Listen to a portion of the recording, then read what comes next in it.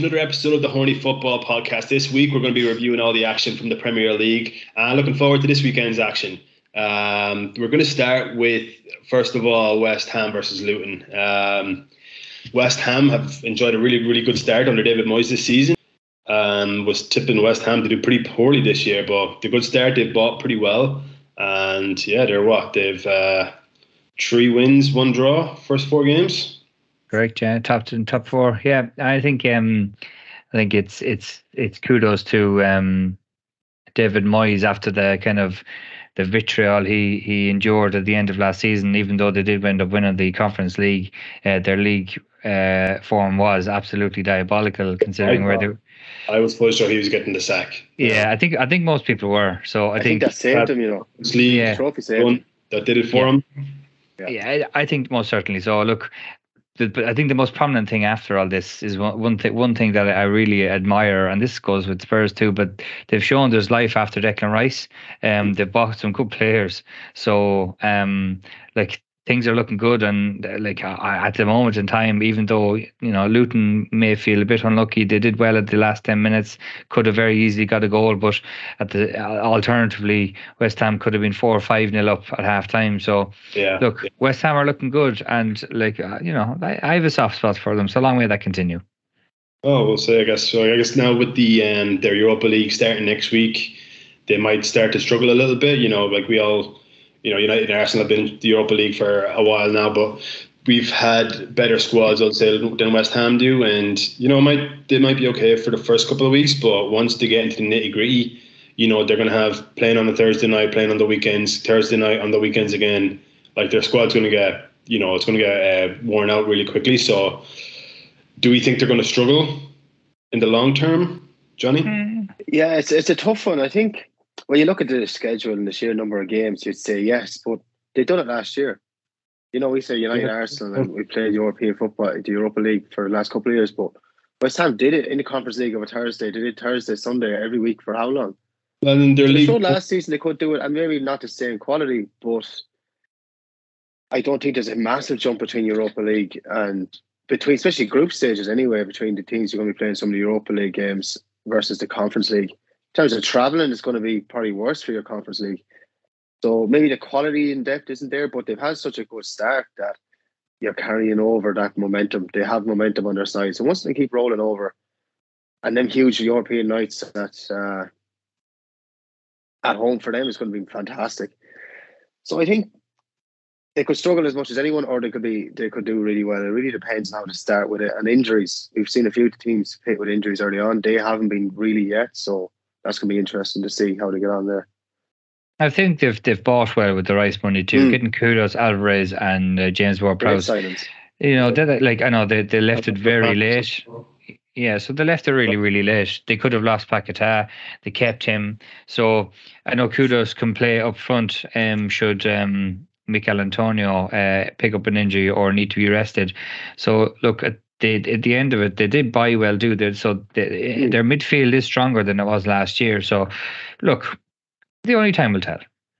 Jared Bowen's doing really well to start the season, isn't he? Absolutely. Well, yeah, and the best thing about West Ham, there's no hangover. You kind of almost expect after winning the Conference League, the first trophy in how long, there'd be a hangover. But there wasn't. They've started the season so well, and I thought Moyes would be gone long before Christmas. I thought he was in big trouble. So how they started, fair play to them, and they just hit the ground running. Especially losing someone like a Declan Rice could have been a kick in the teeth. Could have been. We feel sorry for ourselves now, but no. In fairness to them, they've started fantastically well. On the other hand, with Luton, I think there's going to be a lot of days like that for Luton this year, whereas they might be unlucky not to grab a goal. That's the difference in quality. Luton. Look, we were saying last week how Luton look like a team who are already kind of preparing to go down and build from there.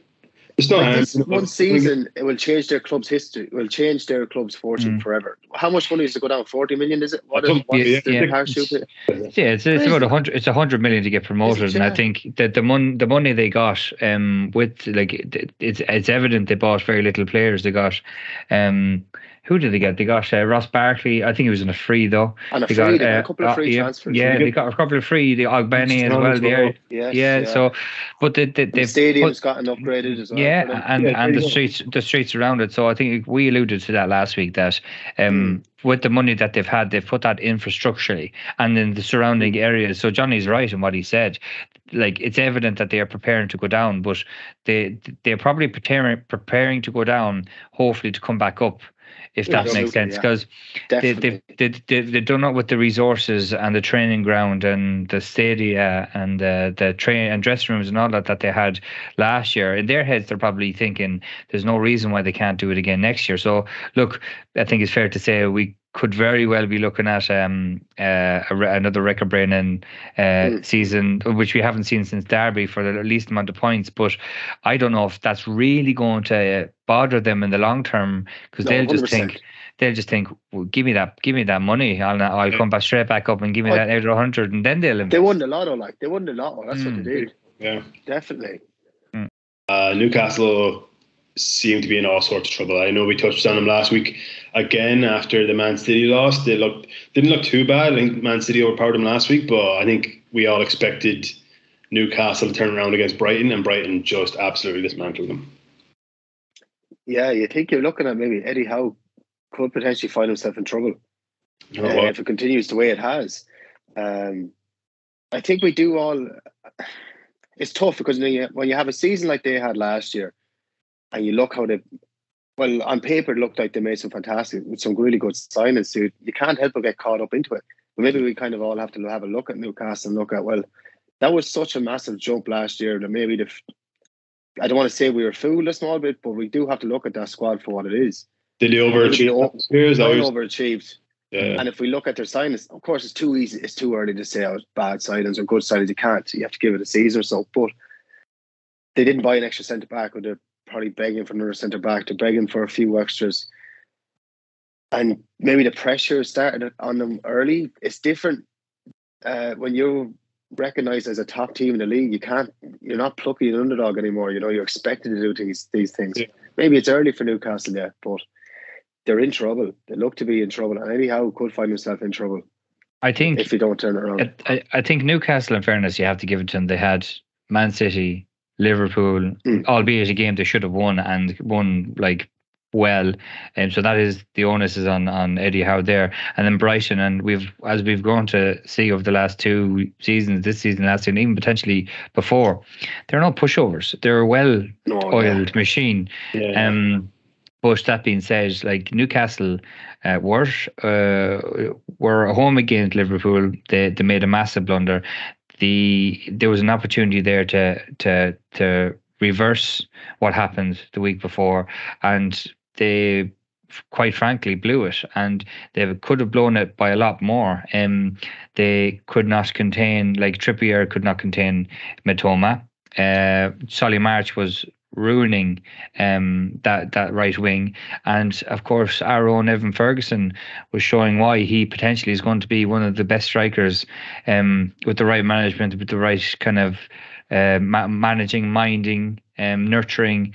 He showed against Newcastle why he is going to be a top centre forward. But that being said, it goes back on Newcastle. I think I agree with Johnny.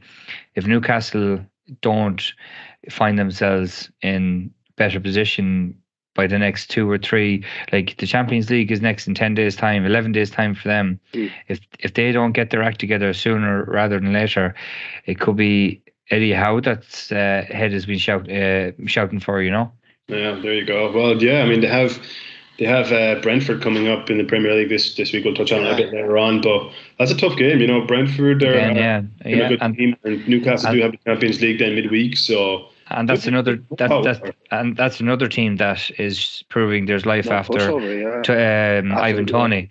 So it just goes to show you, Wisa and Boimo, the two boys are really proven that they can get goals even without Ivan Toney. So the Brentford, in this current form, my money's on Brentford this season. Even if Newcastle are at home, I think they're at home. My money's on Brentford, to be honest with you. All right, and moving on into Chelsea against Nottingham Forest. Chelsea 0, Forest 1. We I think after the last game, we were maybe misled a little bit against Chelsea against Luton. They looked really good. I think that maybe covered up the cracks a little bit. But it just seems right now with Chelsea, it's one step forward, two steps back. Like Forest have been actually surprisingly decent this year. They ran Arsenal close. They ran United close as well.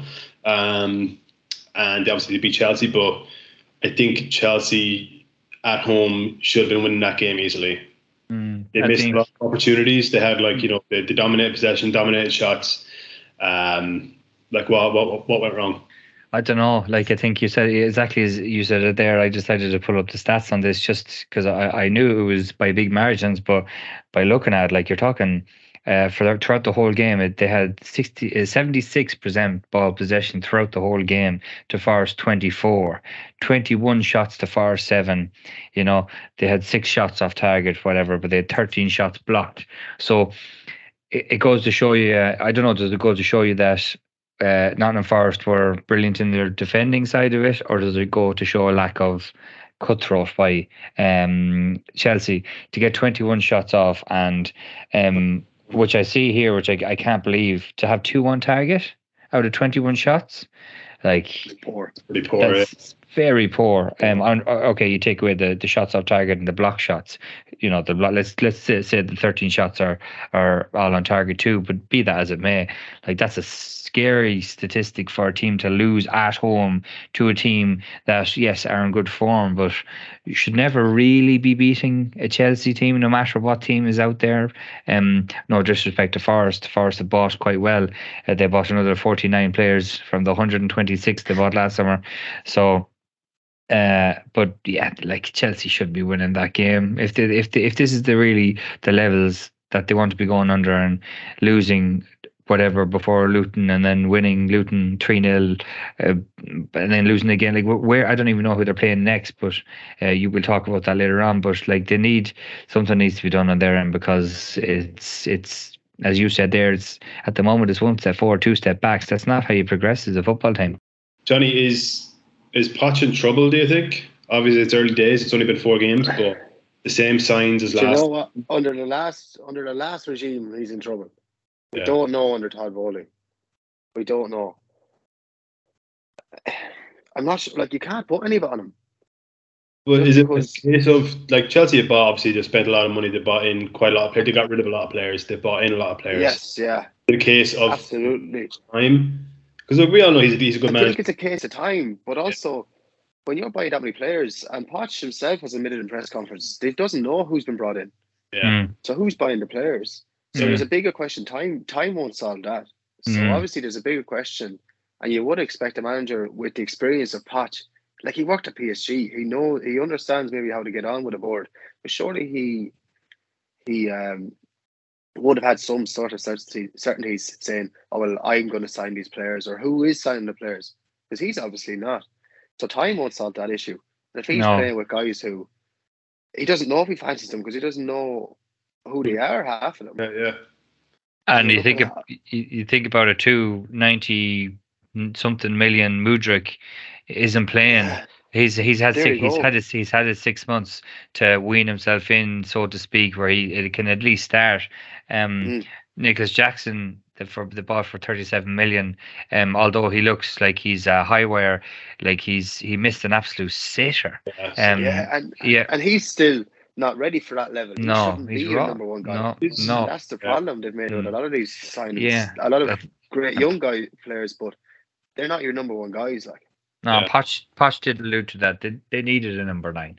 Like, if you're spending that money on all these, let's just call a spade base here, nobodies, that aren't coming into the team to start and progress this team forward, you should be spending that 100 million on,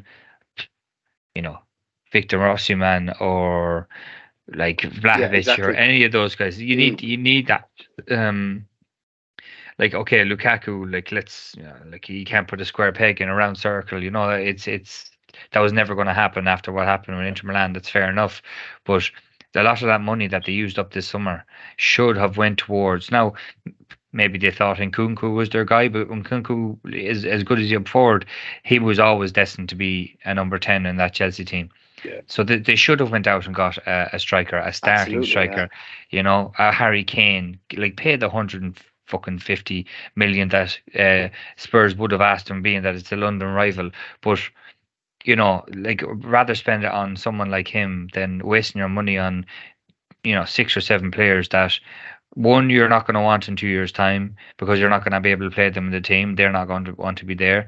2, you're going to have to loan them out if they're not getting play time. And 3, it's a waste of resources. It's a waste of time management. Poch now has to worry about managing a squad of 36 when he should be worrying about managing a squad of 23, 24. Like that. This is all valuable resources. So look, it's a game of Monopoly. So I don't know where they're going, but it's. If they don't get their act together soon, I think Poch could be in trouble, but it wouldn't be his fault. Yeah, kind of like one of those, like looking at Graham Potter, like a fantastic manager with Brighton, and he only lasted, a few months at Chelsea. And he got a 6-year contract, 7-year contract. Yeah, just say he got a 7-year contract, wasn't it? 7-year contract. So you don't know, like you really don't know what's going on there, and even for all the money they spent. They bought one striker and one centre back. Like Thiago Silva still gets a lot of minutes for them, and he's 38? 39 he is. 39. So they're still light, and that's wild to spend £1 billion and still be light in areas. Yeah, and so I think the question goes back, like they are, and it will be a very up and down season for them. There's so many new, even with young players, it's naturally going to be that way. There's so many new guys in that's going to be up and down. It's whether or not Poch has a chance to steady it. I just don't know how you steady it at Chelsea. Chelsea are never steady for more than a year anyway. Yeah. Look back to the last 20 years. They've never put back-to-back 2 years together. Do you know, they haven't. They go 18-month cycles is what they have always done. Well, it's in the most recent history. So it'll be interesting to see does that change now. I'm not sure. I think it's a funny one too. Like when I was looking at that game, the one thing that surprised me most is Levi Colwill. He's not the same player that he was at Brighton. No. Like he signed that new contract, you know, he wanted to keep his place. Like he's just not that player that we saw last year at Brighton, which is quite a concern for me. Ben Chilwell, even though like he's playing as, he'd even admitted the last day, and I couldn't believe it. Like he's playing as the left wing. Yeah. Like that's his role in the team. Like that doesn't make any sense. Like that's why they're getting, like he's doing brilliantly. No, don't get me wrong, but they're getting torn down that right hand side, quite a few times the last day, especially against Forest. So like Axel Disasi seems like a solid player, but I like him, he looks good. But he doesn't have any legs. Well. He doesn't have any legs. There's no legs there. Thiago Silva doesn't have any legs. Levi Cole was pacey, but he was getting caught out because he's not used to playing in that further left field. He's a left centre back. He can drift out a small bit, but he's not playing as a left back as such, like he has been playing the last 2 games. You know, that's not good for him. You have Gallagher and Moses Caicedo. I feel bad for Caicedo for the most part because he didn't have a bad game, but the last 2 games he's played for them now, he's been at fault for 2 of the goals. Yeah. You know, for the penalty, and then the giving away the ball there the last day to Iwanai to, you know, play the ball into Elanga afterwards. So look, there's a lot of work on, but like that midfield, if you think about when Nkunku comes back, if you get Enzo Fernandez, Moises Caicedo, and Nkunku, that triangle of players working, like by right, that should be formidable in itself. That should be a young, scary midfield. So look, we'll see, but something needs to happen quick. I mean, we touched on it just brief. Well, we touched on it quite a lot, just briefly there. If you get, once Nkunku comes back, you have Enzo and Caicedo midfield, that trio, but they still don't have that striker up front. You know, Jackson, like we said, he's young. He's not Premier League standard right now. I like him. Premier League standard. He's not top 6 Premier League standard even. I think he's been he's taken a lot of shots, and he's not like a lot of like. He's the makings of a very good striker. He is the makings of a very good striker, but I just don't. Yeah, like they need exactly that 15-20 goal season striker. What he has is he has determination and grit, and he's feisty, but he needs to be an understudy to a top class striker that he needs to learn off. Like he's not like the likes of Haaland or Rooney or some of these boys that were born to be top class strikers from the age of dot, So he to bleed him into a system straight away like that. Look, he came from Villarreal.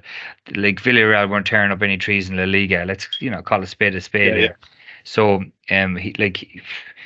sometimes this can be more damaging to a player's career, because if he has more moments like this over the next 6 months where he's skying the ball over the bar and just not getting the opportunities and scoring 1 out of 5 or 10, he could prove us all wrong, get a hat-trick the next day. But if it doesn't go that way, that can be really, really hard on him mentally, physically, emotionally. Like that, you don't progress. Then you don't evolve into a player. Yeah. So what Chelsea really should have done, and we've touched on it already, they should have went and bought a proper ready-made striker with that money, and then let Nicholas Jackson learn off him, come off the bench, play alongside, evolve into that centre forward that Chelsea think he is, that he's clearly not at the moment. All right, moving on then to Tottenham, 5-2 victory over away to Burnley. They're looking good. I mean, they moved him and Son into that number 9 role and had Solomon out left, Kulusevski on the right, and Maddison in behind. Look, it's good for them. I mean, obviously scored 5 goals in Turf Moor, which is always tough to do. City only scored 3, all powerful City. So they're like we were saying last week, Ange Ball is well and truly taken over Spurs. Yeah, and fair play to him. He's come in, he's hit the running. Almost the best thing that happened is having let Harry Kane leave, because then you have total control of what you want to do there. You see how they started. They've just taken so well to how he wants to play. I mean, Son is back to the Son we knew a couple of years ago. He's firing on all cylinders again. James Maddison has turned out to be one of the signings of the summer. He's been absolutely fantastic. He's shown that he deserves to be at one of the big clubs. He's been fantastic. Because he's been absolutely he's been one of the best players in the league probably this season so far. So it turns out they've bought well, and they have a lot of players playing well. Yves Bissouma is now playing like the player that they bought last summer. Brighton. 2 years ago, was it? Yeah, so Sarr as well. Sarr as well. Papa Man is Sarr, yeah. Fairly featured now, staring up this season. Exactly. So everything seems to be coming well, and they're moving with Ange. And fair play to them. They're playing fantastic football. Yeah. And free flowing, and they're on fire. They're starting the season fantastic. Yeah, I think I said it last week. I said it the week before, and I'll say it again this week. Like, James Maddison just looks like he was born to wear that jersey at Spurs. He's just it was one of the only games I got to see the full game, and he was so controlled in his position. I even saw a few things, like he nearly in his own sense zonal marked the opposition's final third, in a sense. Not even that his press was impressive. It was the way that he played, his positional work off the ball was I don't even remember seeing him that much at Leicester. I think Solomon did quite well first start on the left-hand side for Spurs, got 2 assists. Decent assists, very unlucky not to get a goal himself. Look, it was kind of a shock buy. I know Fulham tried hard to keep him, but I think Johnson coming there, Johnson we all expected Johnson to go to the left-hand side, but I think Solomon now is showing us proof that maybe you should keep me there, because Kulusevski had a good game, but by no means fantastic. We might touch on that in the further date. So I think Johnson might come in on the right instead of his more favoured left for the next game. Son, let's call a spade a spade. I think Ange was waiting for the opportunity to put him in the middle and to bench Richarlison, because he's dog water. He's just not a good player. Whatever about scoring a few goals for Brazil, you're talking about Brazil, for God's sake. You know what I mean? they score from their own corner flag. That's how good they can be. So absolutely, international football is such a low level as well. Exactly. America especially, yeah. So like it's Spurs are looking good, and what they're doing as well is they're doing it consistently. Now, be it it's only 4 games into it, they actually their style of play and the progression of their play is consistent. They're, as Johnny said, they're free flowing. They're always looking to progress the ball forward. There's very little to no passes back, if any, and very few passing sideways. They're looking to get going straight away.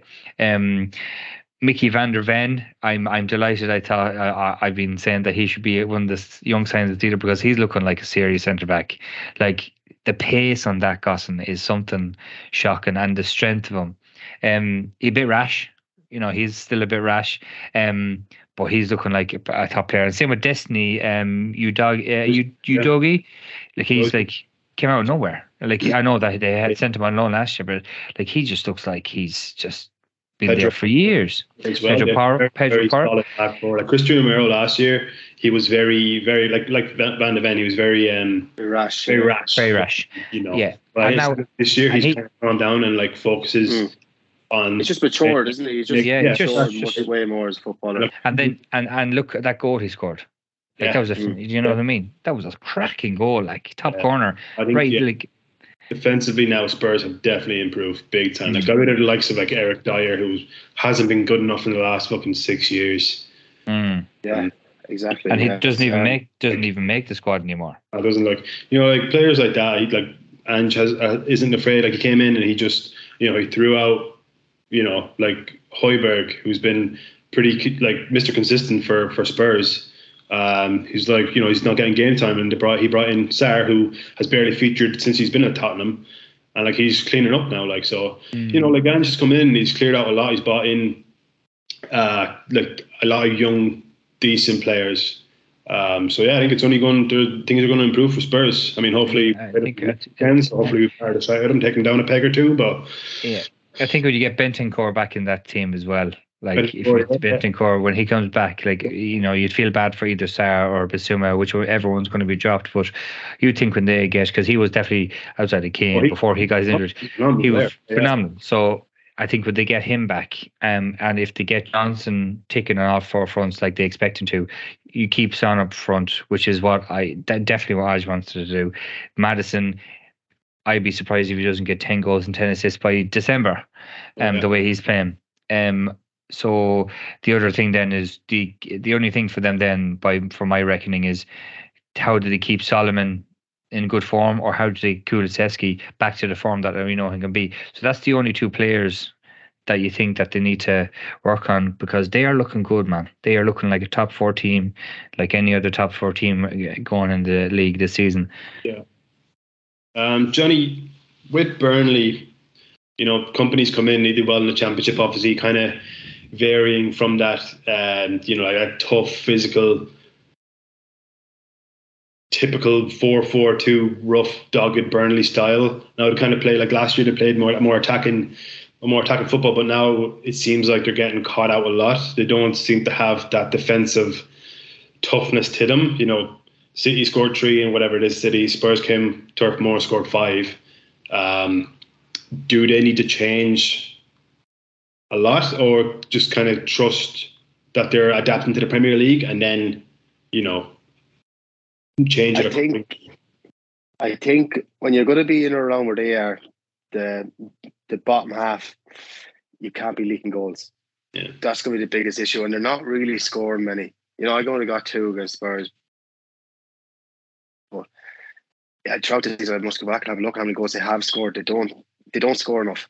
So they play beautiful free-flowing football, but it's not good. It's not enough. If it sends them back down to the Championship, it won't be beautiful football. You know what I mean? Yeah.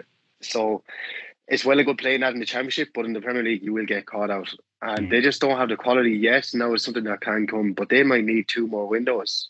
Yeah. To bring in the quality. I'm not sure the quality is there. I really thought I had predicted them to kind of be. I think they're going to be close to going down. 15th. Yeah, I had them 15th and above. I didn't think they would struggle as much as they have. But yeah, now they'll probably. It's such a huge jump, and look, they might need a bit of time as well. Like it is only 4 games. We do kind of have to take that into consideration. But early on, they just look like a team that's shipping too many goals, and anyone down, it's so easy to get brought into a dogfight. Yeah, that just comes down to who can keep it tight, watertight. Yeah. So Company, he's another disciple of Pep. He's not going to change who he is as a manager. He's not going to change how the team plays, but you need to find a way to tighten up, because that will catch you. Because the next thing you know, 4 games can turn to 10 games very quickly. When we come back, there's a nice long. I think is it November is the next international, so there's a lot of games between then, between now and then. So you could get to November and you could be in trouble. Yeah, so next thing you know, it's Christmas time. See, you have to improve by Christmas. Yeah, exactly. So they need to get to January, and I would say,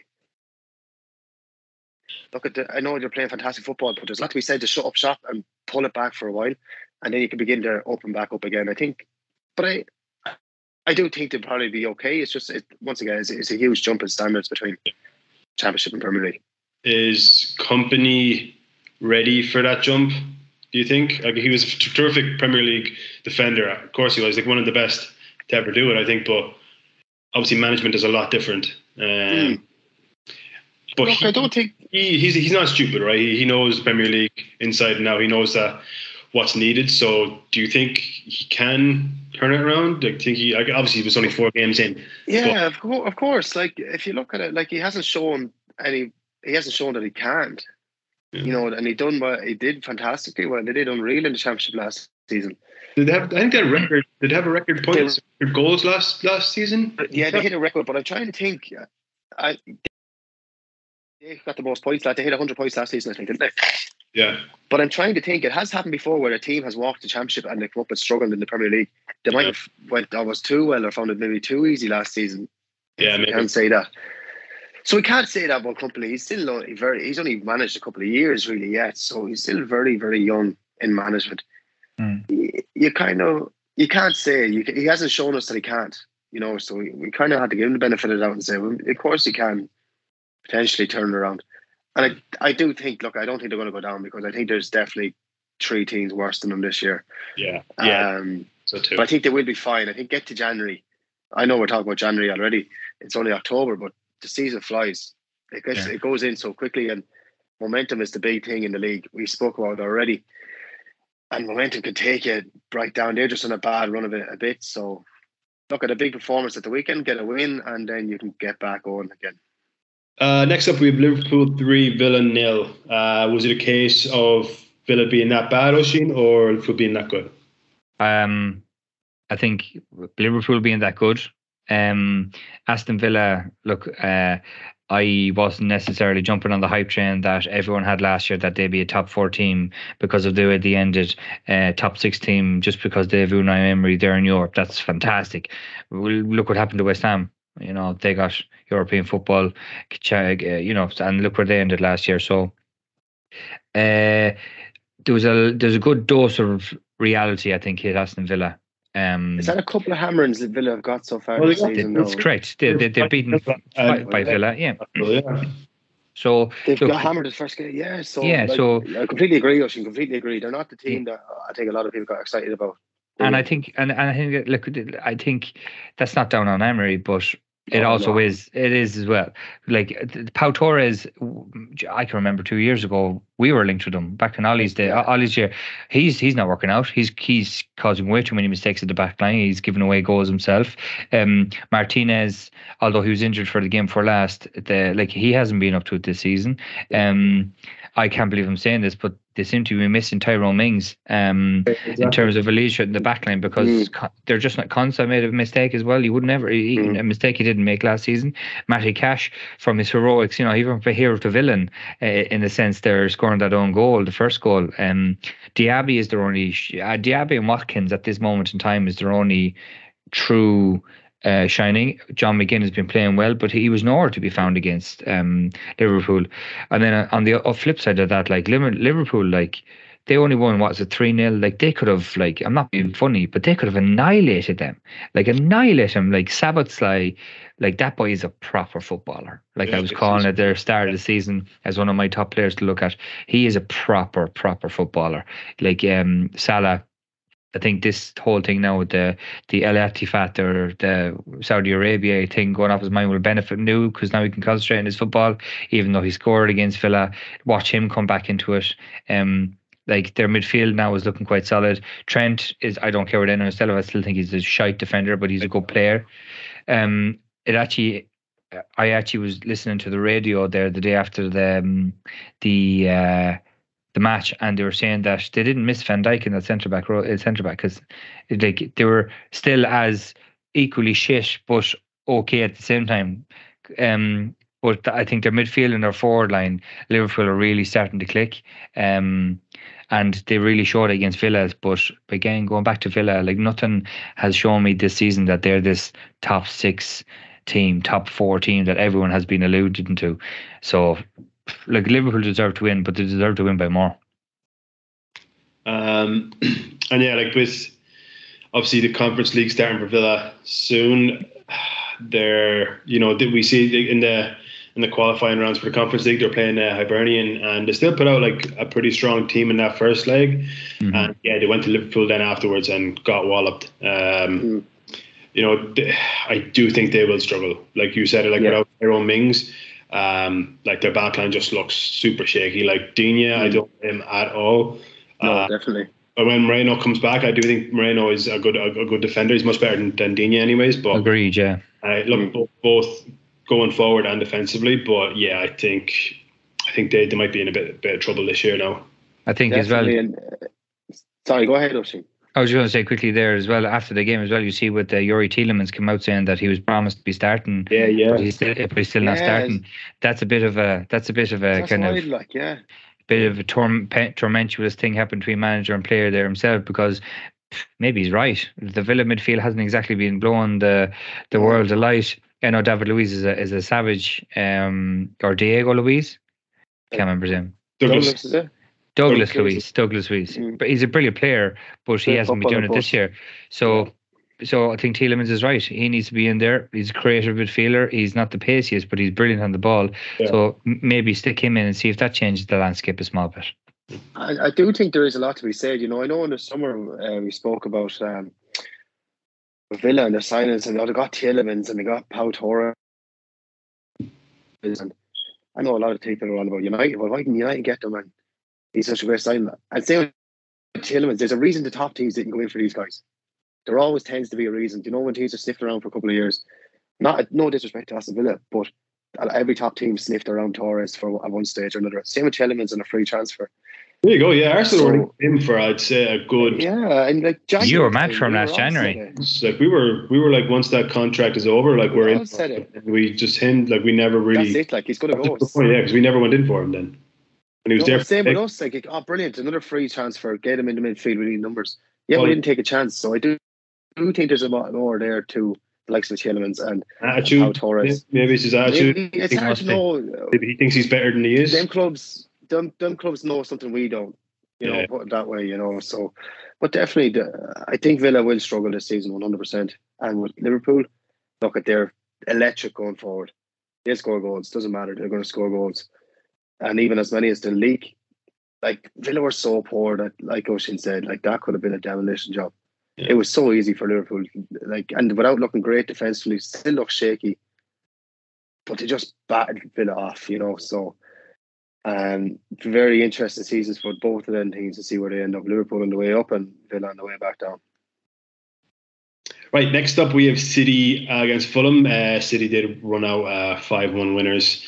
The game looked pretty even up until Nathan Ake scored in the brink of half time, which to me looked offside. We'll touch on offside, that. Yeah.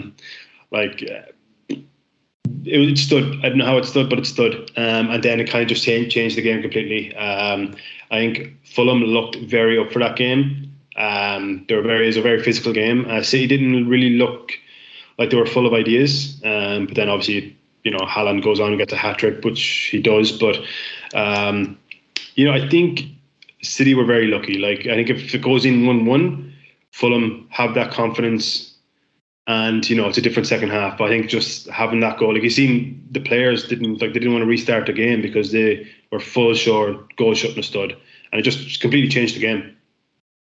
Fulham have shown that though they do have a capacity to fall apart. They did it in the FA Cup in Old Trafford early last year. They do have a capacity to fall apart. That was a different case though. They had two players.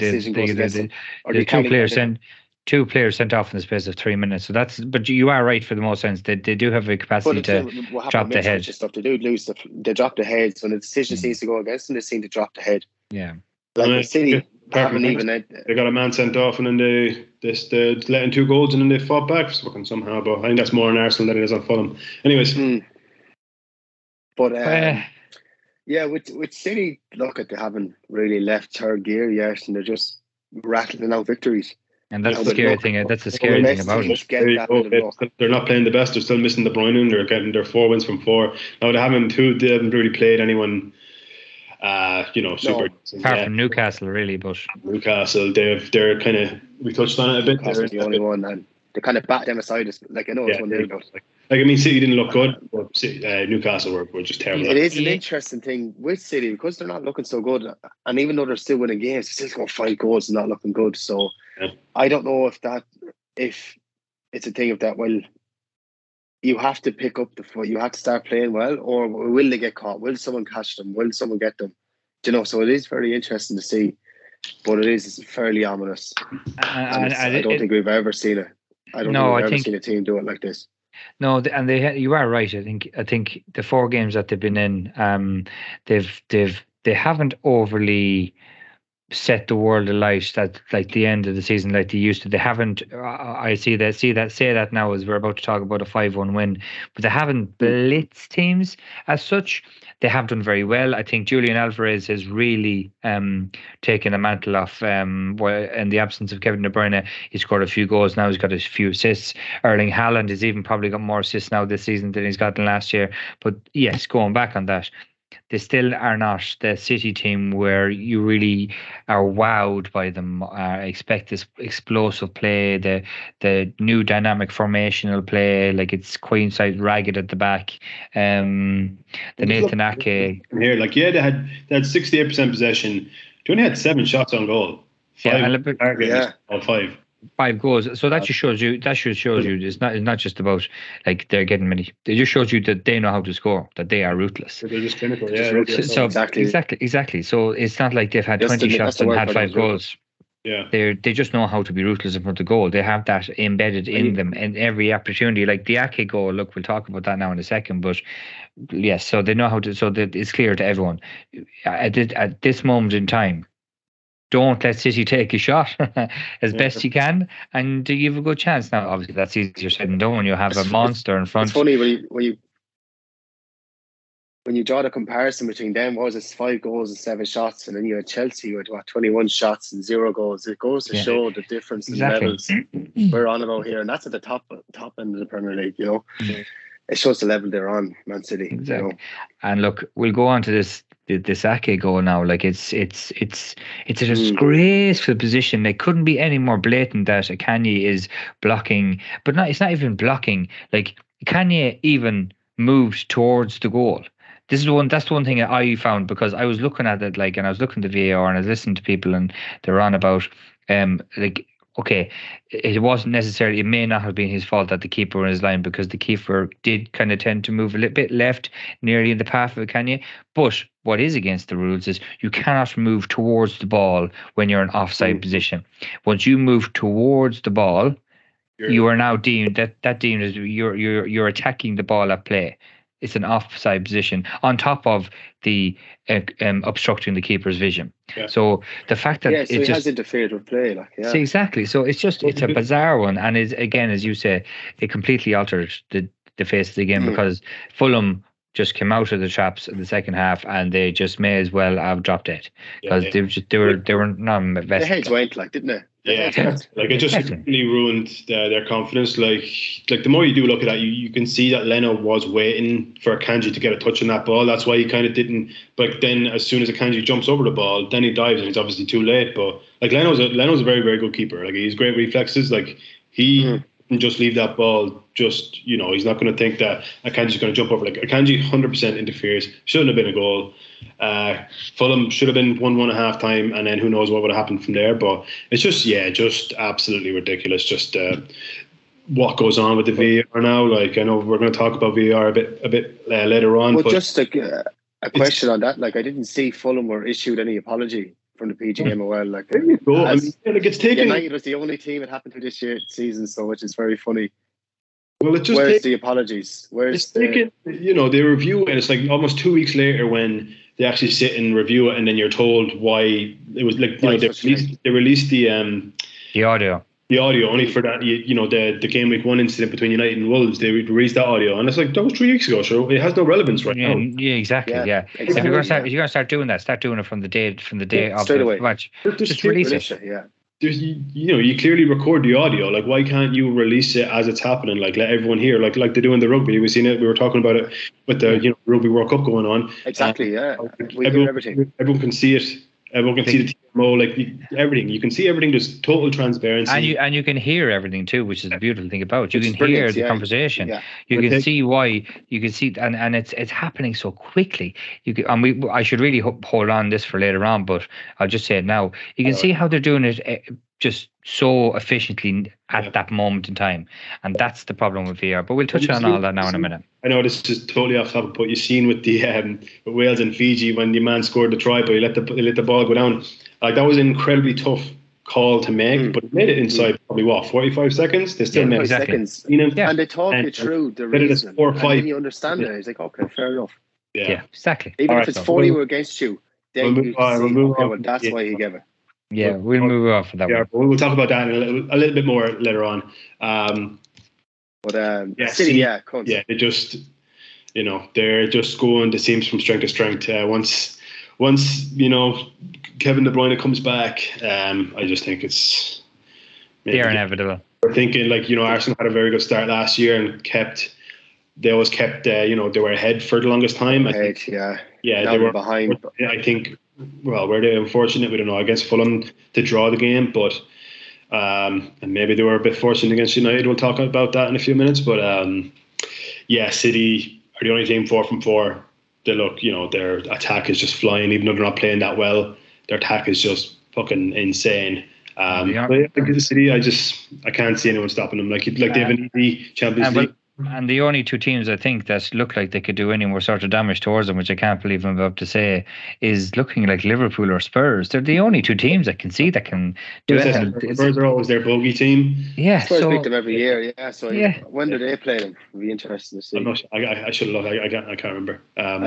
Also with Liverpool and City would be a very interesting game. It's just once again, it's just over the course of the season. And traditionally, City have been slow starters.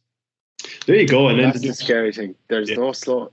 Like they're racking up the goals and the points already this season. So look, but stranger things have happened in the Premier League. Yeah, there you go. So we can see. I think the fatigue, the fact they went all the way in 3 competitions last season, will play its toll this season. It will, 100%. It will. Yeah, the fatigue will set in. It's a matter of, in terms of the Premier League, is there still a race to be had, or will they get? Will they be too far ahead at that stage? Well, that's a good point. They went deep. Like they were playing in June. Like a lot of teams had stopped playing. They played. They played 60 something games. 60. How many games played last season? 60 maybe, was it? I can't remember how much it is. Almost maximum anyway. Sure, they were only 2 or 3 games off maximum. They had the same amount of break. Well, they had less of a break than any other team. They started the Premier League a day earlier than everyone else. So maybe it won't, but we saw it with Liverpool. Who knows? When they went for the 4. It seems to be like start of the season. Anyways, there's a lot of players getting injured. I don't know what it is, but it seems like this season more than any, there's a lot of big. It's crazy. Big injuries. There's a lot of injuries like that happening. So we could say for any team, 1 or 2 injuries, and then it's a different story. But obviously, City have the strength and depth more so than any other team. So they might be okay long term, but yeah, definitely fatigue might play a part. Once you get to January, February time, it could start playing a part. But February, yes, yeah. But they do. That depends. Look, it might be too late for the rest of us. Champions League group either, so and they can rest up a lot of players. Yeah, exactly, and they could deal with 1 or 2 injuries. They have 1 or 2 injuries. Sure, Kevin De Bruyne is gone, and sure, you wouldn't think he wasn't playing. Yeah, and that's the thing. You take Kevin De Bruyne, a level player of any team. That's like taking Bruno from us. Like, what do you do? Yeah, so you can't. It's ominous. All right, moving on then to the big one of the weekend. Arsenal 3, Man United 1. Always known as a grudge match between us. Most of the group being United fans and me being an Arsenal fan. It always gets a bit heated. I do, in fairness, now watching that game, Arsenal dominated that game, I do think, but we did not look like creating too much. It was, you scored against the run of play. Very good goal by Rashford. And we went straight up and scored. Great. Yeah, happy out. Good goal as well.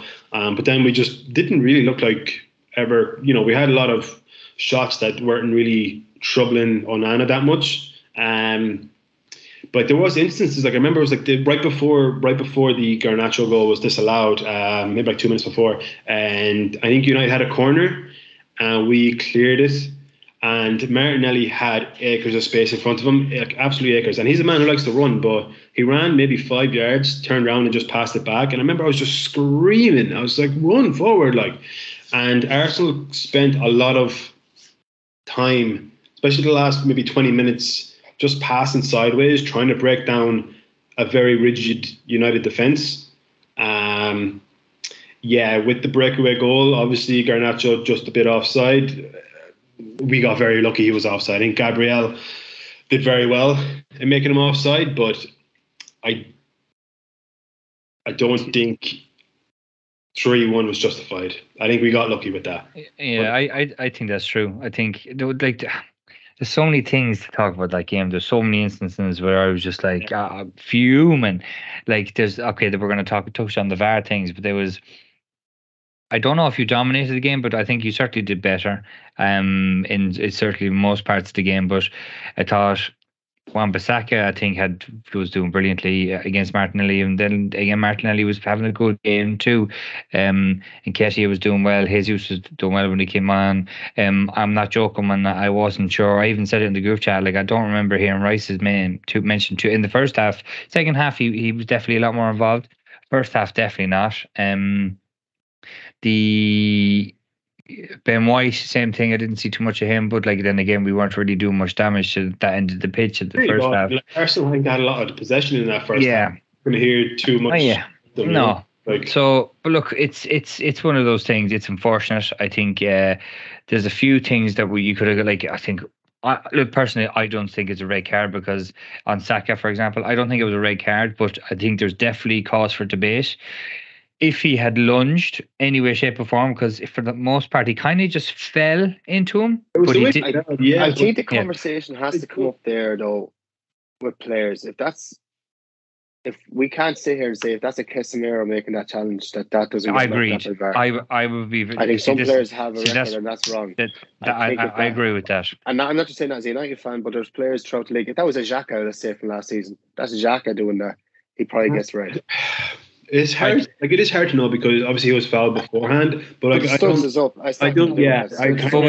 we do know because fall like that. Like you don't fall. But we have heard Howard Webb say before that the referees are informed to look out for players who have a tendency to make rash challenges. So there is, exactly as Johnny's saying, there is that kind of argument to say of a player that has been cautioned before, or has been subject to red cards or yellow cards due to their tackles as such. Saka is not an overly aggressive guy. So there is a cause for argument about that. If that was the other way around, if, say, Fernandez, who is liable to do that himself, that was on Saka, is that a cause for argument? So look, again, I do think he fell, but that's my personal opinion. I do think there's also an argument for that it should at least be reviewed. But look, this is the way the game is. Like, you watch now. Well, you watch that happen now in a week, 2-3 weeks time, and whatever poor fucker, is on the receiving end or the giving end of that tackle, so rather, he could very well be seeing a red card instantly. So it's just one of those things, really. So more so down, instead of the players, is it more so just down to the inconsistency of the referees? I mean, it's always been 100%. True. And like, I don't think that was a sending off for Saka. Like, I'm not saying that it was. I don't think it was. It's just a cause of argument, but it is the inconsistency throughout the board, even over the weekend. The most important thing about consistency. Yeah, it is most certainly. Like, I think if you're going to hit one, you have to hit everyone. You have to hit everyone with the same stick, and I think that's where the VAR in football is very wrong. Like, they'll have one foul one week or one red card one week and none the week after, and it's the handballs. It's handballs. It's the offsides. Like the offside. Like I was trying to. What's handball? What's not? Yeah, like I was trying to figure out. Like, we're nearly better off. Go on, Johnny. What? Sorry, we were nearly better off without VAR. There you go. We're still having the worst conversations. We're having these conversations, but they're going worse and worse because it's like, well, what's the issue? VAR was brought in to solve these things. But remember, when VAR first came in, it was said, "Oh, will it take some of the excitement out of it? Because where's the pub arguments? Where's all that got out of it?" That's worse now because you have VAR. Yeah. Well, there you go. The decisions aren't getting better. The officiating is worse than what it was. Now, you can't maybe VAR, maybe they're just not fit to run it. But that brings up another question. Like, but that is a good point. Like before VAR, if there was a decision, you'd be like, "Fuck, that's the wrong decision," but then you'd move on. But then it wasn't ever a case of it's human error. Rees turning around and apologising every fucking second week, being like, "Oh yeah, we fucked up. This was a foul. This wasn't," like all this kind of nonsense. So I don't know. Like, is there a way to improve it? I don't know. Well, sure. when we talk about VAR, we talk about VAR, I'm going to have two things about this later on that I want to bring up. But look, for now, there's a few. Look, United. Look, on top of we're on again about VAR and goals conceded and like that. Going on United, we ended that game with Harry Maguire and Johnny Evans as our centre back partnership. Yeah. Like there was only going to be one way this was going. Unfortunately, it was just the one way. Let's call a spade here now. Look, and you put up Johnny Evans and you put up Harry Maguire, and no disrespect to two of them, but when you put Saka, Jesus from off the bench, so he's got energy, and Martinelli on against those two, and Wan-Bissaka and Dalot, like they do play a lot more forward this year, but even so, like that goal for Rice, okay, cause of argument for Gabriel holding on to, but it's a cause of argument. Okay, let's get over that. But it's an argument, get over. But Harry Maguire there was 3 or 4 seconds from Rice taking down the ball to laying off to get the shot off. That Maguire just stood there. He's got 5 yards of space, in the box. Yeah, so much space. You have got 5 yards of space. Yeah. It's unforgivable. But you have to attack. He just stood there, waiting for the shot to try and get a block. Fuck that. Yeah. Get in. Definitely, yeah. Get in. You're even the kids here. Like, I go to my godson's games in Canvaria here, and they're all told when the ball is brought in across, attack the ball. Like, if they're told that here in Ireland on under 12s games, what are they being taught? Like, surely they're being taught that in senior professional footballer. So 100%. The man is standing there like a statue, waiting for the ball to be shot to try and get a ball block off. And even at that, he's turning his head away from it. I'm sorry. Like, the man needs to get the fuck out of Dodge. He's a disaster. Johnny Evans, the only reason Johnny Evans got a 1-year contract is because Derek could not get any centre back he wanted. King Ming-Ye, Tadibo, Pavard, you name it. He couldn't get them. Last resort, he's been training with us, give him a 1-year contract. And then, lo and behold, it just about worked out, because who would we've had beside Harry Maguire? We have no Varane, Martinez is injured, and Lindelof injured. Shaw's gone. So who would have been Harry Maguire? Yeah. So it's nearly, in its own sense, nearly a brain stroke to give Johnny Evans a 1-year contract, because it would have been Harry Maguire and, I don't know, Dragon Casemiro, but then we don't have a midfield. Yeah. So it's just... But even going back earlier in the game, you go 1-0 up away from home, you do not concede. You do not concede within a minute. That's unforgivable. That is unforgivable. But it's also, we've done it a few times, but at the same time too, But a few You times, I had have it to say, there. I think that goal, if you last 5 minutes, I think Arsenal are rattled. I think Arsenal did well. I thought we controlled a lot of the ball, more so than we have done against one of the top teams in a while. Did you hear how silent the Emirates went as soon as Rashford scored? Yeah. And then you let them silent, raise it back up. Like, Emirates is a fantastic stadium when they get behind the team. Unreal. The atmosphere is unreal. And that lifted Arsenal then. Once Arsenal got that goal, it was like, Jesus, we're going to have a big job in our hands now. And I took a lot out of it for United. Even though we lost 3-1, I took a lot of positives out of that game. I took more positives out of that game than I had any other game this season. I think I agree with you. I think there's going back on kind of what you said about the conceding straight at the tip off. I agree with that. Like, yes, the Emirates were rattled. Maybe that's just showing you where Arsenal are mentally, that they weren't afraid to go for it. Where they weren't afraid to go for the goal straight away, and it worked for them. You know, I don't think United are in that mindset at the moment. No. So that's probably where the difference in class is a bit. But look, I go on, like, Arsenal. Look, at the end of the day, where 3-1 wasn't deserved, probably a win was deserved in the end. I think so too. Yeah, a lot of things did go against us. I think on another day, that those lines in VAR are drawn differently. Like, it's just one of those things. And another day, that penalty is given for Arsenal. That's not overturned. So you can kind of see it. I can see both ways. Exactly. The Havertz one. Yeah, look, I think I said straight away it was no penalty, but again, we have seen that given too. So I completely agree. By then, it's, you're 2-1 even before we have any of these conversations about Odegaard's goal and then Rice or whoever. So, or not Odegaard, Jesus. So, look.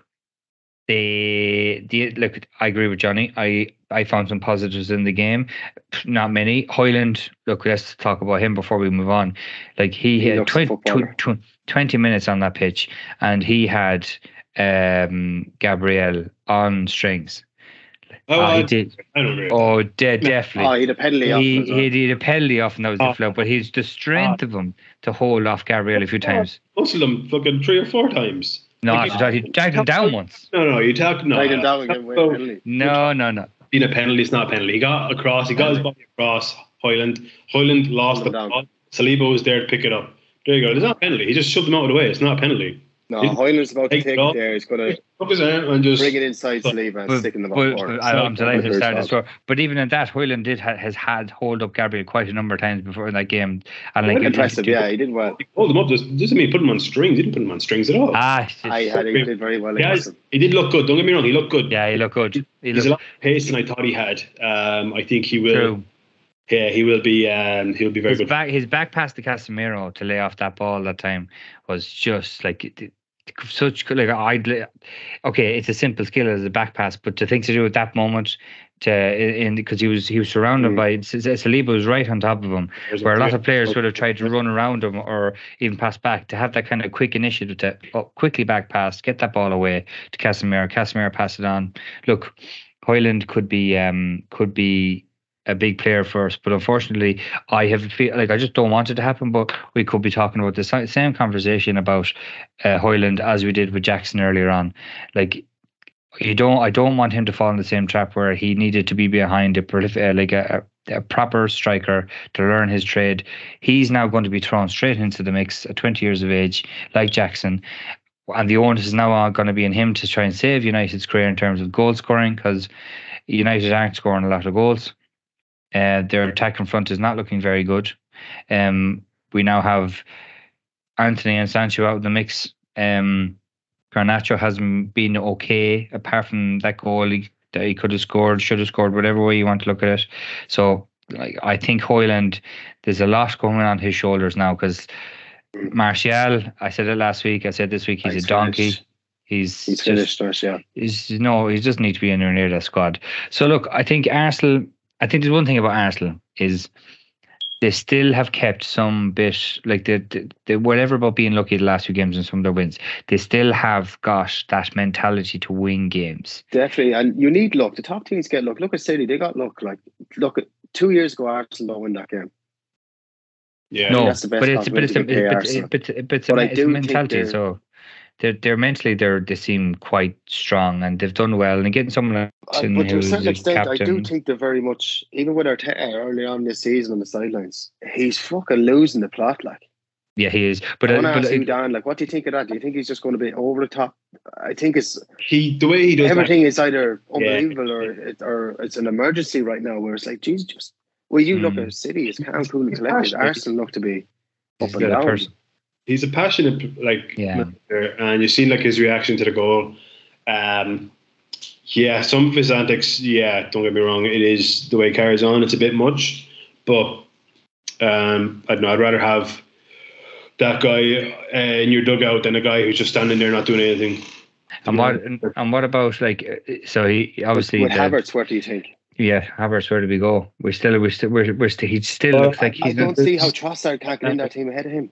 Well, now that's interesting you said it, because I did read Trossard had words with Arteta last week or the week before, right before the international break, about his playing time, because Trossard's only played 60 minutes. He played very well for us when he came in. Like he had, fantastic. Got 2 assists, didn't he?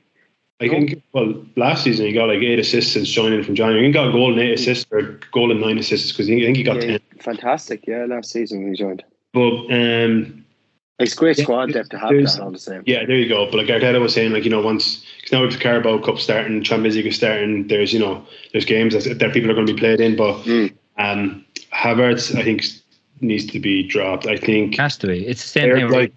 Like Trossard. Yeah, he's Havertz is a confidence player, and he just doesn't have confidence. He hasn't had confidence probably 2 years. 2 years, yeah. I don't think he was. I hope he proves me wrong. Don't get me wrong, but you can't see him. I don't think he's not going to make 10 goals this year.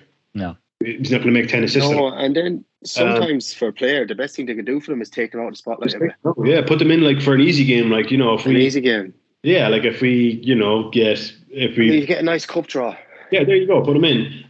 But I think Fabio Vieira has been doing well since when he's come on. Absolutely, yeah. He's a different player this year than he did last year. Like there was a lot of hype about him when he came in. He was only 21. He was. I think he was under 21 captain for Portugal. And he won player of the tournament. It's for Spain, though, isn't it? No, Portugal. He won under 21 Euros or something like that a few years ago. I think it was. Yeah. Yeah. Not last year, the year before, whatever he won. But he looks a different player this year. I think him or Trossard, I think, need to start. If Arteta's convinced, because Partey's going to be out for 4 weeks, so he's going to miss, I think, 4 games. So I think, Arteta's going to stick with that Rice pivot by himself, which is fine. If we have the same back four we started against United, that's totally fine. Rice, but then if he starts Trossard or Fabio Vieira instead of Havertz, I think we're fine. I think we're happy enough with that. I think we're fine. But just if he keeps wanting to push Havertz to try and get him, like you've seen against United, he had that chance where he didn't even kick the ball. Kicking, like who does that? You see that in like schoolboy football, like It's one of those things where when everything's going wrong for you, it goes wrong. Whereas if that's Haaland, it just hits and goes in. It's evident to that right now. Like he's not a fantastic. He was good against Leicester. Don't get me wrong, but it just seems like everything is going wrong for him right now. And just same with like to be a player earning hundreds of thousands a week, you can't even kick a ball that's right at your feet. Like, and he came in under pressure as well. Like there's no confidence there. Like you see, like there was passes he couldn't even pass the ball. Oh, it was a disaster against Fulham as well. You just can't do it. Like I don't know how you stick with that. So I don't know. Like for Germany, he was fucking ass as well. So what do you do? I don't know. It's really. You kind of have to. I never have to drop him. Yeah, I never said he was a good player. I never saw it in him too. Never saw. But Arteta clearly saw something that he thought he could work with. But it's clearly not working. So Arteta needs to, go back to square one again, and then find a way to get Havertz in the team he thinks he can play in. Because at the moment you're like it's not working, and that's just it. It's just not working. Go back to something else. I've seen all of Arsenal's preseason games, and Havertz played decent. He wasn't terrible by any means. He scored a couple of goals, but he didn't look bad at all. He seemed like he was adapting to that system that Arsenal played. But it's just whatever. For the first 4 games, he's just been fucking non-existent. You may as well not play anyone. Like he has that much of an impact. Like he's just doing nothing. And that will cost you because he'll make you worse. Yeah, exactly. It's going to cost you. You're trying to accommodate. Like you see, like we touched on it last week. Like Martinelli does not like playing with him. Like there's some. Yeah, you see that. You can clearly see that. Like in fairness, like that's not all Havertz's fault, right? He makes the runs in behind. I've said it in the group chat so many times. Like Havertz runs, he makes good runs behind, but Martinelli just does not want to pass him like that ball. He doesn't want it. Like Martinelli will slow it up. It's kind of something Martinelli needs to work on more so than Havertz. Is Martinelli likes to go try to take on a player, he can't take him on. He'll slow everything right down, and then just try beat him once or twice, can't, and just pass it off, and just slows everything down. But when a better pass is on, like Havertz has been making him behind, he's not getting the ball. So I think they need to work on that. But yeah, I just think Havertz just not right now. He's not the player. We need to. We're playing Everton. We're playing Everton this weekend away. That's always been that's a tough spot for you, yeah. For us, like I don't know how it is, but it always has been. So like we need to win that game. I think we need to start with either Trossard or Vieira to win that game. I think if we go with Havertz again, then who knows? We won't do too well, I don't think. And going into the VAR, it just seems like this season especially, it's not even every week, it's every game. There's decisions that are just totally wrong. There's more referees coming out, former referees coming out this year saying how, they got it wrong. This should have been a foul. This should have been a card. All this kind of nonsense. Like, where do we go? Like you touched on it earlier, Johnny. Like we were almost better off before VAR. Yeah, and like of course, we need to go with technology. Technology is going into everything, but it's the officials. Like it's the officiating. You can't blame the technology. It's giving you the information, so it's the officials. And the official either they don't know how to use it, or they don't know how to use the data off it, or are they not being trained well enough, or because it's not working. It's not working. We can all pick out similar events. You can pick out probably a similar event that happened nearly every game over the weekend. Yeah. And say it was a different decision was given nearly every time. Yeah. You can say handball, you don't know what's a handball anymore. You don't know. And offsides, they're different angles every game. You see it, the angles are different. Or different body parts. We just need it standardised. Yeah, different body parts. Different body parts are on or off. It's what's a foul, what isn't a foul, what's a penalty, what's not a penalty. And I understand there is a certain amount of, for each ref their own, but surely it's going on it's one of these things of VAR where, not to say that anyone else outside of a referee is an expert, but when everyone else and so many opinions outside of the refereeing circle, okay, the PGML, MOL or whatever, they're all saying not a red card, not a free kick, not a blah blah blah blah blah. Like millions of people, not a few hundreds, a few tens of thousands. Millions of people are saying the same thing. So how can these millions of people? So obviously we don't know the rules that we need to be given to. And then now it needs to be the case that everyone, and that's not just the common viewer like us, but the players too. Half the time don't seem to know them. I'm going back from we go back on Onana, and I think they were saying that Collins got the header, so that's why it wasn't a foul. But the rules are come out with an apology then. Yeah, exactly. They had this information. Exactly. They had that conversation. So why can't apologise? The day after, and then why then 2 weeks after come out and say there's no Collins? So then the other thing is do you think of the Liverpool game there when McAllister got a red card? Well, it was never a red card, but then in the same breath they got that wrong, but they also got the wrong giving them the penalty where Szoboszlai dived at the corner. It was a clear dive. So there's these things, and then you're going back. There's instances of Fulham where Fulham could have had a goal, and then there's instances as well with West Ham, Brighton as well, and then of course this weekend. And it's infuriating because surely offside is probably the easiest one. No, but the one thing I want to point out was the way the Champions League format runs their offside. They kind of do it at Skyview Vision. They drop it down and it's done by dots, and then the line is done across. Right. So you see then and there why it's who's offside and who's not by their, I'm presuming, just their fucking head or something.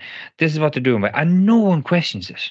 No one questions it, and that's it. So why can't we have that in Premier Leagues if that's the biggest? Why isn't Champions League not the Premier League? And the other thing too is you touched on it earlier on. when they're going by the Rugby World Cup. Now, there's been, like people have said, there's been a few dubious decisions on that, like the game against Fiji and Wales. But that's more refereeing error. But in terms of the way that they do their the way they come to it, don't they? Yeah, their decisions. They have the TMO, they have the referee in tandem beside the screen, both talking. You can hear everything, you can hear the conversations. They've given ultimate camera angles. And this is the other thing I point across. Like, rugby has cameras. It seems to be everywhere. Yeah, like every nook and cranny. Why can't the Premier League do that? They earn more money. More money in the Premier League as well. Like, so what's the difference? There's no excuse. And so how can the TMO have access to 4 or 5 different angles to a situation? It's not a try, it's a situation. It's a ruck, it's an offside, it's a punch in the face, it's whatever. And then they're quickly in tandem, have a look at the screen. Now, not every Premier League stadium, United, don't have a screen. So that's something that needs to be worked on too. But they have all this information and they get it done. They do just like that.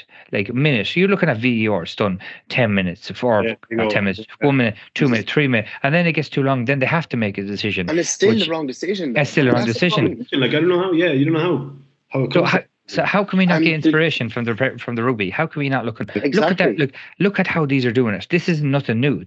Like, rugby has been doing it for decades. How long? Yeah. So how can we just look at that spectrum of officiating both on and off the field and just adapt that, take that from here and put that here? Yeah, right. Exactly. And then the cameras too, like going back in the Champions League, use that system. It works. No one gives out about it. End of story. Just do it. Like, what's the big deal? I think the best change you can make this season is, as they have started doing, releasing the audio, is with the rugby. The one thing you can definitely bring in straight away this season is let us hear the live audio. Yeah, 100%. So even if you do make a decision, and even with rugby, you can say, I don't agree with that. We can understand your decision. Why he made your decision. So, okay, that's why he made it. Okay, I can understand why you said that.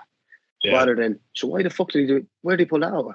Yeah, exactly. And we don't know until 3 weeks later when it's agreed. Yeah, it's nearly like you think they're going to doctor it in the terms of, like, going back to the Wolves thing. Like, they made an apology the day after or the 2 days after. Then it's nearly like they try and turn off their decision by releasing 3 weeks later, saying, "Oh, well, actually, Collins had the ball," but you're like, but you didn't fucking know that at the time, did you? Yeah. Like, so why you come? That's what doesn't make sense. What really angered me about that is you came out. You knew this information because the referee heard the VAR say it. So they had the information. So why are you coming out banning suspending refs? Why are you coming out with an apology? Yeah. Why? When you had the information. So what else is going on? So it's just bowing to pressure. Yeah. And you can't then tell me that United didn't get a penalty the week after because of that. Because 100% is all relative. Same with Arsenal getting decisions against them that might have carried over because they got one the week before. Same with City. It happens all the time. You're getting done by VAR wrongly 1 week and then they give it back next week or next one. That's supposed to take it all out. Like, you don't want to see that. Like, you don't want that. No, you don't. And that's the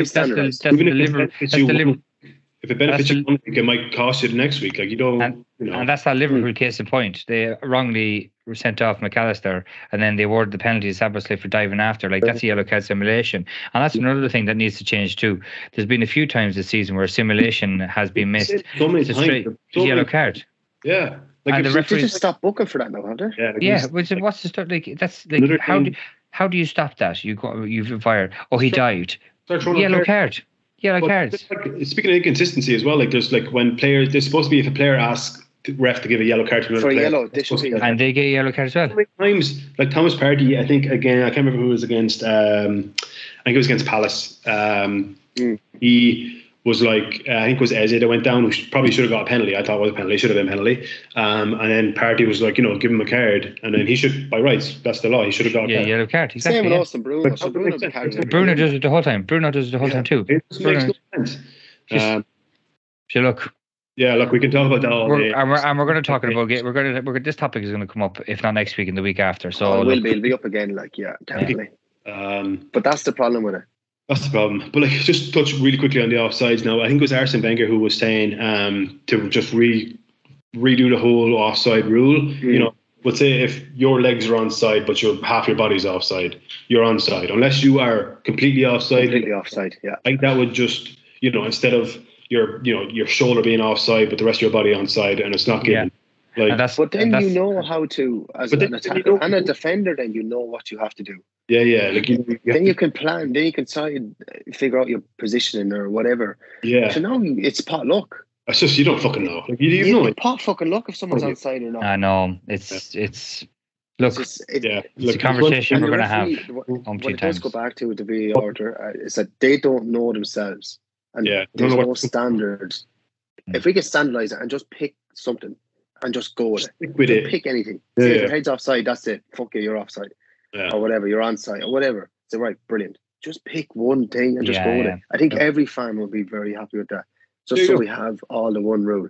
Just one rule, make a rule. What fans want. Just consistency. That's all it is. Just consistency. Just be consistent. If it sucks, it sucks. That's grand. But at least it's that. That's it. Yeah. Right. We'll move on from that because we'll get agitated and we'll keep going about it. So just look forward to the Game Week 5 action. Going to start off firstly for Saturday's kickoff. The early kickoff. It's going to be Wolves at home to Liverpool. Oisin, go you first. Just who's going to win? Liverpool, yeah. I think comfortable. The way they've been playing, comfortably. Kind of in the mud a little bit. Johnny? Yeah. Liverpool, yeah. Liverpool, very good. Villa Palace, Villa at home.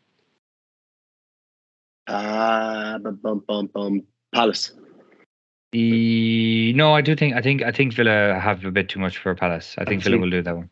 I think it might be a draw that game. I think Villa might be a bit down after the last performance. So we'll see. Then we have Fulham and Luton.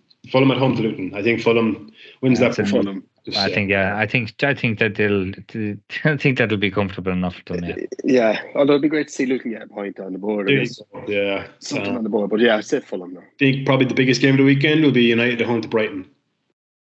United. Draw. It's hard to know. It depends. If Amrabat plays and Hoyland plays, I think really, but we're just defensively we're not there. There you go. Yeah, I think a home form might just squeeze over defensively. Yeah, we've seen Brighton concede lots of chances as well, so it might be a draw. I think it'd be a draw. Spurs against Sheffield. Spurs are home to Sheffield United. Spurs beat them comfortably. Three or more goals. We have West Ham City. I suppose that could be a big game of the weekend as well. West Ham City. No, I'd watch that. I think draw.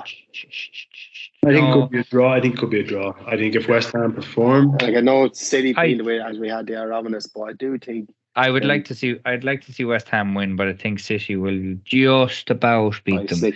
Okay. Then we move on. We have Newcastle Brentford, the late game. Newcastle on draw. I think draw there. I don't know. I think Brentford could do them.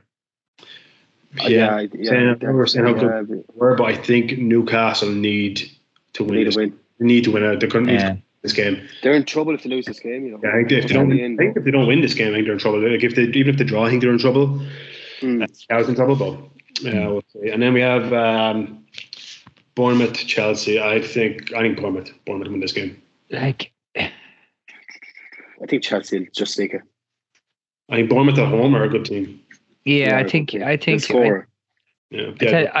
going to say Bournemouth on the basis of what we saw against Forest for Chelsea, because if they can't get their shooting boots, Bournemouth will only need that one opportunity. Yeah. So, and then we have Everton Arsenal. I think you'll beat them comfortably.